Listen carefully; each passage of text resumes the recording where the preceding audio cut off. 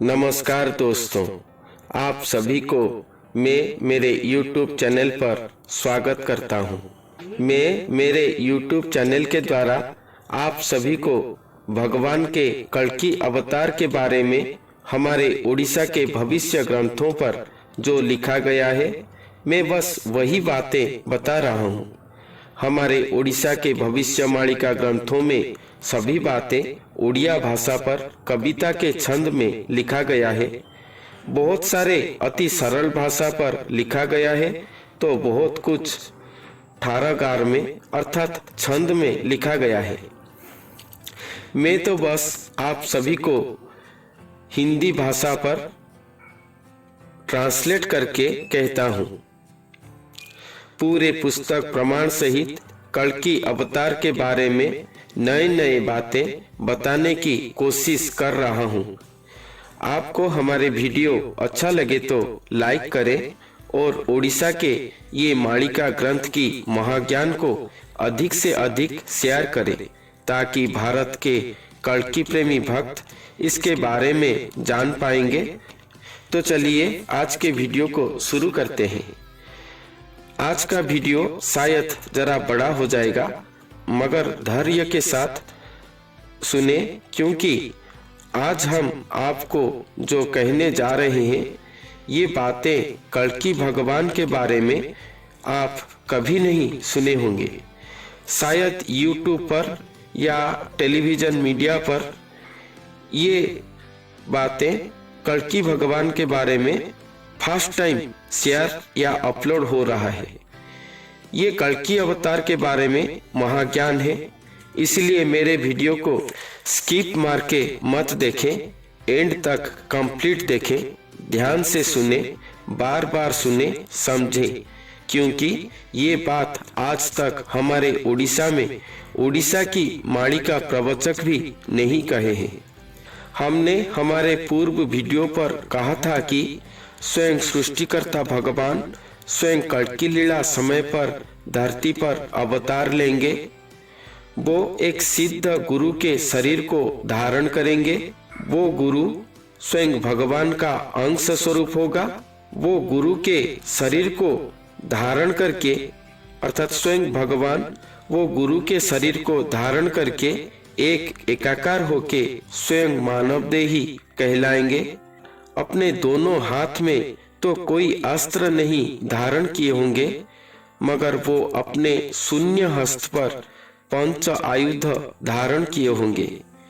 वो पंच आयुध है शंख, चक्र, गदा, पद्म और तलवार। ये 5 आयुध। तो ये 5 आयुध उनके पास कैसे रहे होंगे, वो कैसे प्रतिफलित होके काम करते होंगे, उसी के बारे में आज का ये वीडियो है। पूरे पुस्तक प्रमाण सहित हम आपको बताएंगे।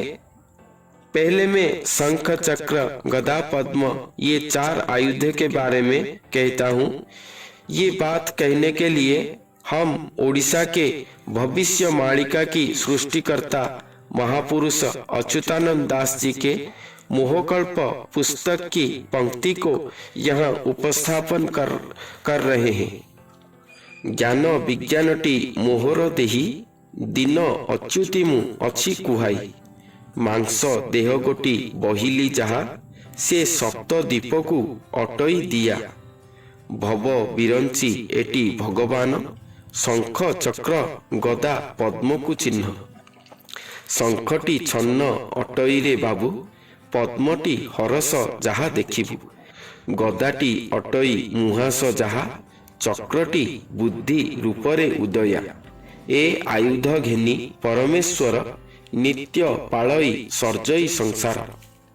इस पंक्ति के पहले लाइन पर भगवान कह रहे हैं कि ज्ञान विज्ञानटी मोहर देही अर्थात मेरा शरीर, अर्थात भगवान कहते हैं कि मैं जो शरीर को धारण किया हूँ या करूँगा धरती पर, वो शरीर ज्ञान और विज्ञान दोनों है। श्री भगवान स्वयं निराकार है, अरूप स्वरूप है, उनका स्वरूप ही महाज्ञान है। स्वयं भगवान असीमित आकाश की तरह असीम अपरिव्याप्त महाज्ञान है, जिसको संपूर्ण पकड़ पाना हमारे बस में नहीं है। जैसे हम धरती पर खड़े होके अगर आकाश को देखें तो वो आकाश हमें चारों ओर से कुछ सीमा तक दिखाई देता है। जितना हमारा चक्षु का कैप्चर कैपेसिटी है, हमें बस उतना ही दिखाई देता है। अगर हम उसे देखकर सोचेंगे कि आकाश वहां तक है तो हम मूर्ख कहलाएंगे। हमें ज्ञान नहीं कि आकाश असीम अपरिव्याप्त है। उसी तरह भगवान असीम है। वो हमें जितना दिखाते हैं हम बस उतना जानते हैं उनके बारे में। वही विज्ञान है और वो खुद स्वयं महाज्ञान है। हम आज के समाज को विज्ञान के युग कहते हैं। विज्ञान या साइंस के द्वारा हम टेस्ट ट्यूब बेबी कर चुके हैं, एक प्लांट से दूसरा प्लांट क्रिएट कर चुके हैं। ये सब विज्ञान है। श्री भगवान यहाँ कहते हैं कि इस धरती पर मैं जो शरीर को मेरा देही बोल रहा हूँ, देही शब्द का अर्थ है कि स्थूल शरीर।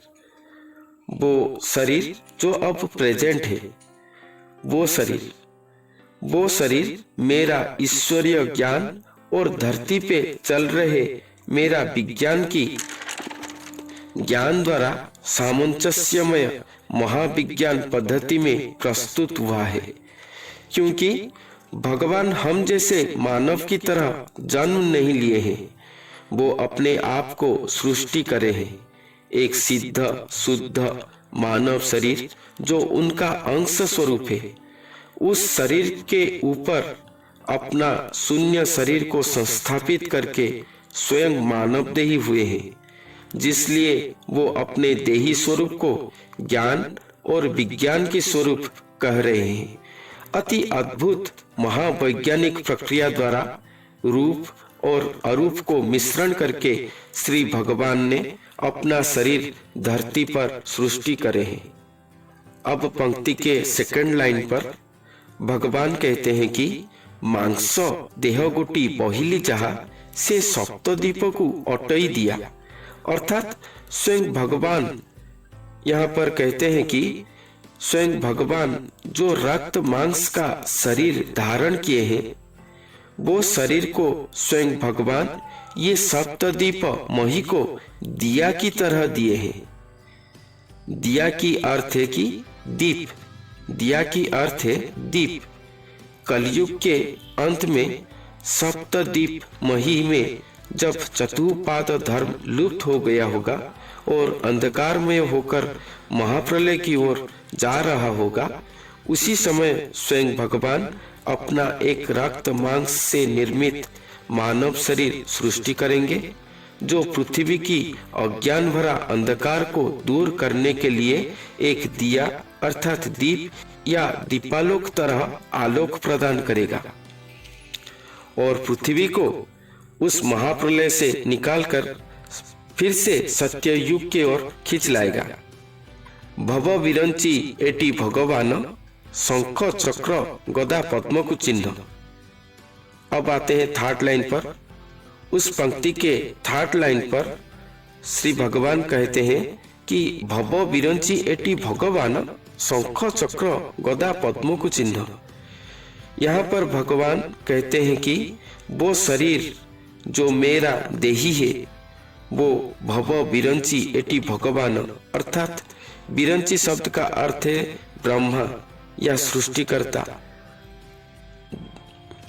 अर्थात इस पृथ्वी का सृष्टिकर्ता भगवान होंगे और इस कलयुग को समाप्त करके पुनः सत्ययुग लाएंगे और धरती को महाप्रलय के मुख से उद्धार करके नूतन सृष्टि आरंभ करेंगे। श्री भगवान कहते हैं कि मेरा देही स्वरूप ही धरती पर स्वयं भगवान होंगे। उन्हीं के शरीर पर ही शंख चक्र गदा पद्म ये चार आयुध दिखाई देगा। आयुध को पहचानेंगे हम कैसे? ये बात नीचे पंक्ति पर कहते हैं। इस पंक्ति के थर्ड और फोर्थ लाइन पर भगवान उस आयुध के लक्षण जो उनका मानव देही पर प्रतिफलित होता होगा उससे वर्णन करे हैं। पहला आता है शंख। शंख आयुध।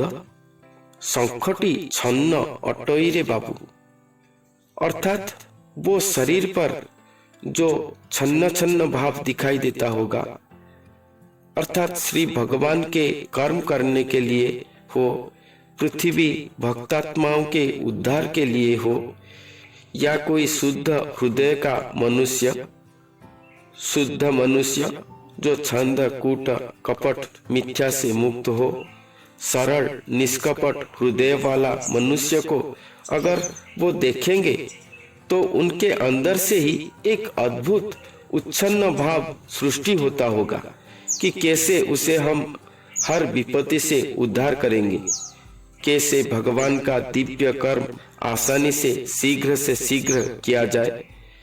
ये सबके लिए उनके अंदर से ही सदा उच्छन्न भाव सृष्टि होता होगा।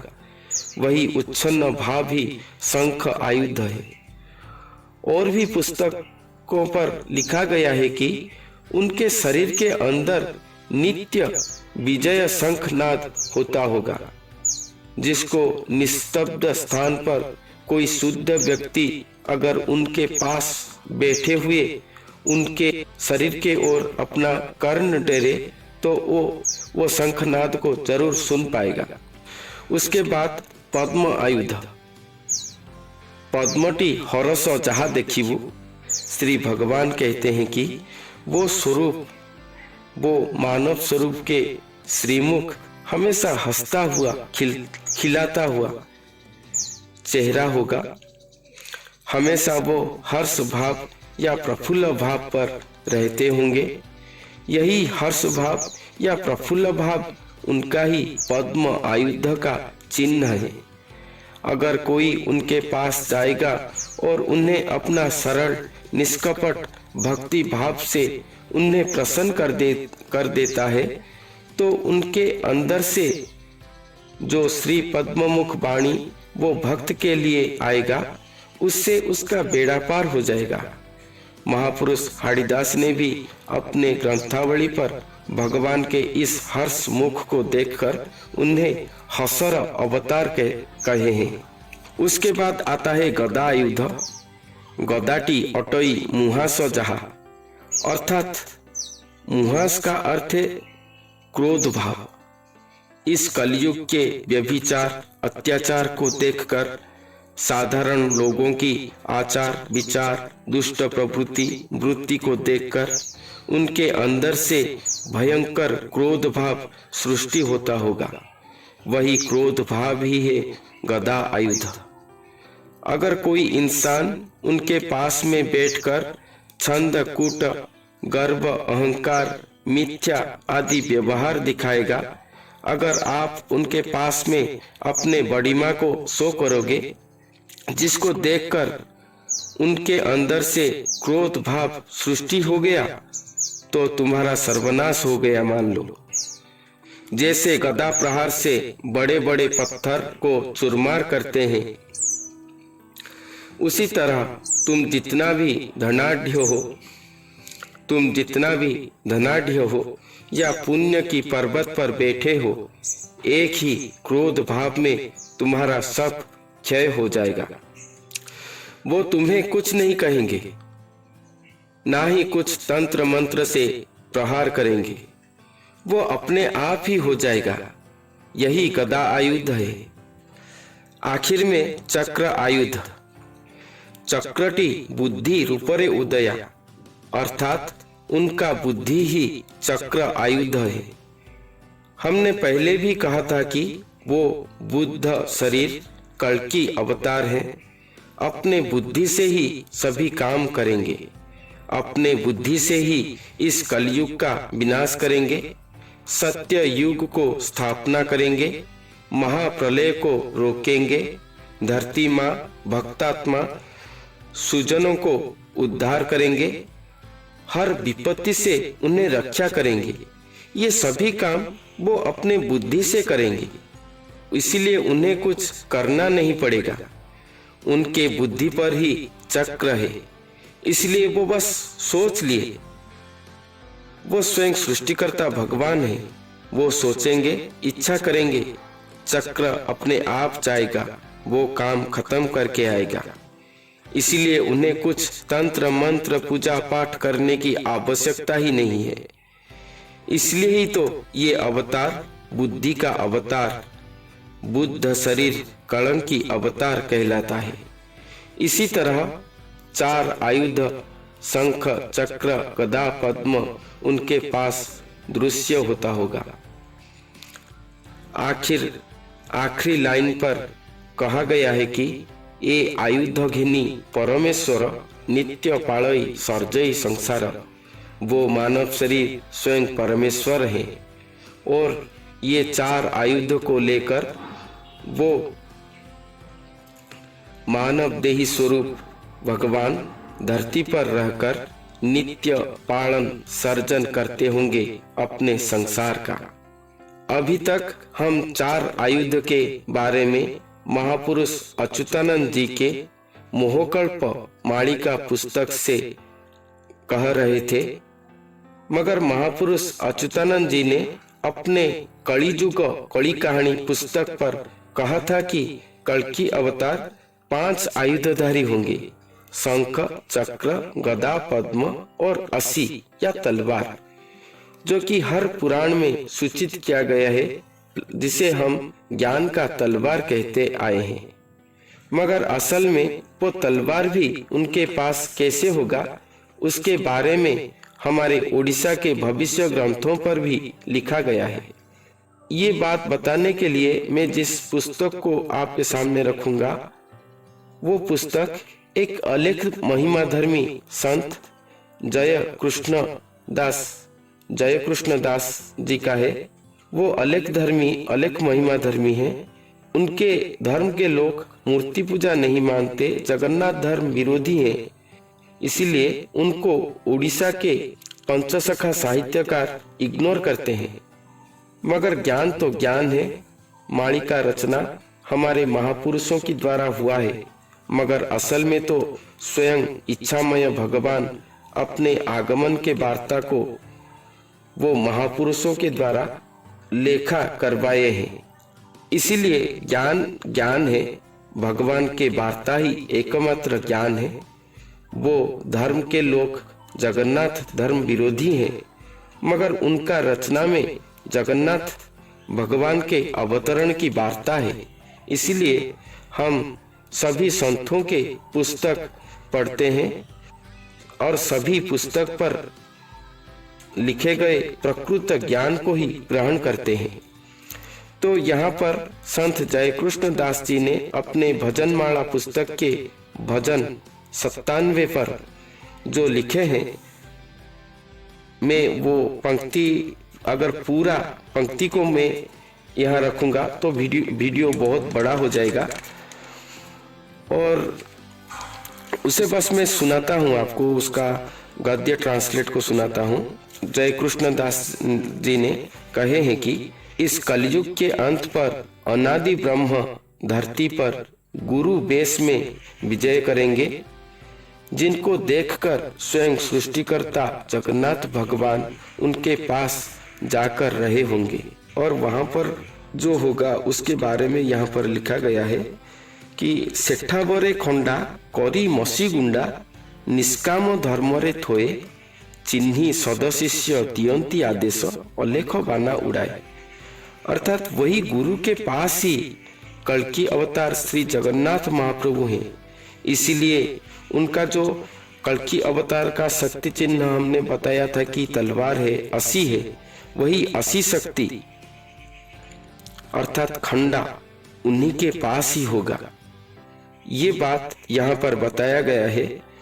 तो यहाँ खंडा या तलवार को कवि ने मसी अर्थात लेखनी शक्ति है बता रहे हैं। हमारे ओडिया में एक पद है, असी से मसी बड़ा होता है।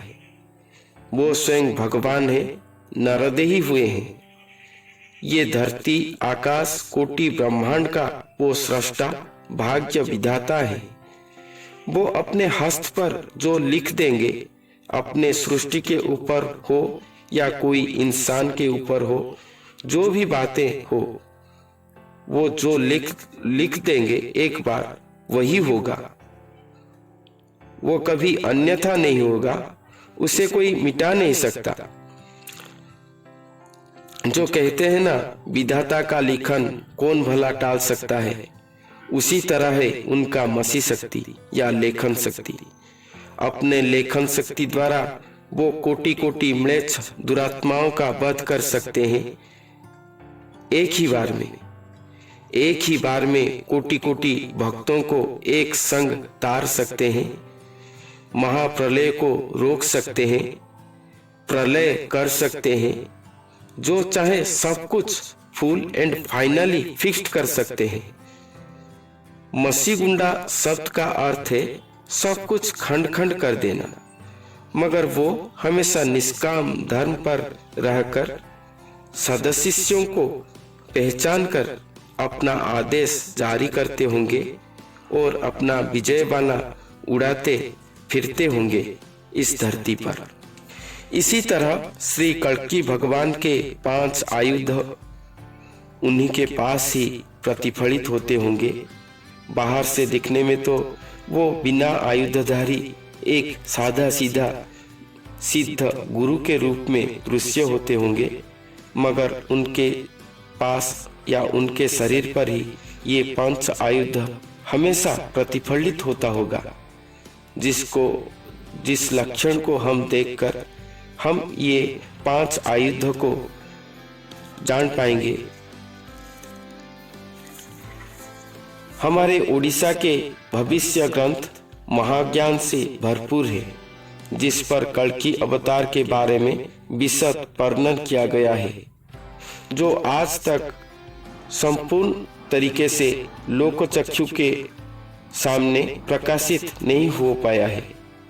अगर ये होता तो हम कल्की अवतार कहाँ पर हैं, कैसे हैं, उनके बारे में हम सब कुछ अति सरल ढंग से जान पाते।